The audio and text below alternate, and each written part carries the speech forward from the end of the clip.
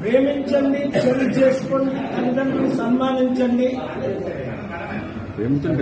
మతాలకు అతీతంగా ప్రేమించండి, పెళ్లి చేసుకోండి, తల్లిదండ్రులకి సన్మానం ఇవ్వండి, ఒప్పించండి. ఒప్పుకోకపోతే నేను ఒప్పిస్తాను. ఇది వ్యాలంటైన్స్ డే నా మెసేజ్. 15 కోట్ల నా వైఫ్ తల్లి కులాలకి మనకు సంబంధం 2,000 రూపాయలు ఇచ్చి వాళ్ళు ఒడిశా నుంచి నర్సీపట్నం తప్పించుకొని పెళ్లి చేసుకున్నారు. 2,000